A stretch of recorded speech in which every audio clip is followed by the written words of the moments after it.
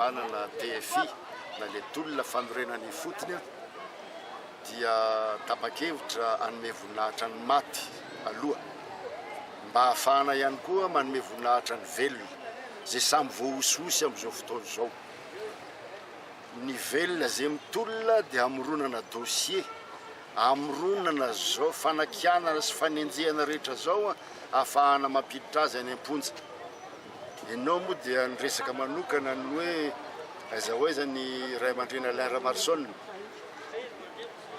Président Alain Ramarsson dia napita ny afatra fa mitohy ny tolona ary voalohany araka le voasoratra amin'le fehezam-boninkazo naterina tery dia hoe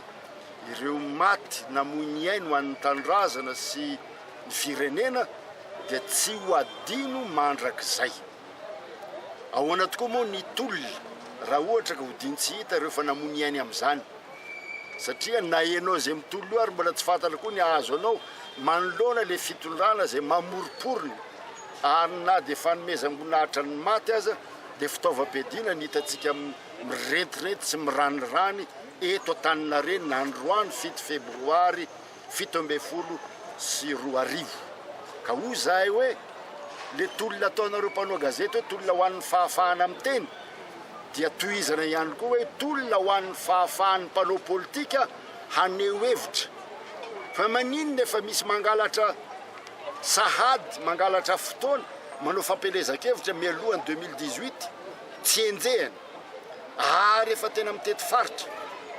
Fa maninona kosa ny malagasy matsiary marary noho ny fanaovana tsinontsina zay ray aman-dreny miteny no giazana sy enjehany anaovana fampiororona. Ny dalo manao ny ataony antsita zay anaovana azy, ny olona zay te hanandratra le firenenany ireny no angoronana zao fitaovam-piadiana sy ataoko hoe maramila mirantirantika ho za hoe zay aloha voalohany dia tsy manary namana ary matsiary mandrakariva reo ray aman-dreny rehetra anatin'izay ny président Alain Ramarsson zay matsiaro antsika rehetra ihany koa amin'ny vanim-potoana toy izao,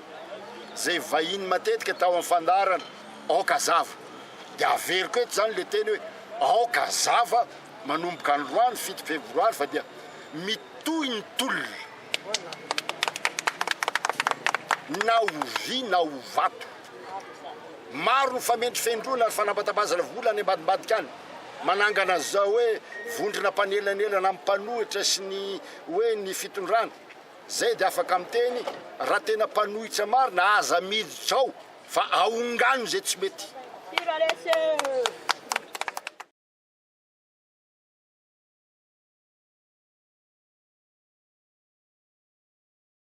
Zavatra miely amin'ny ainao manjery rehetrarehetra fa dia hoe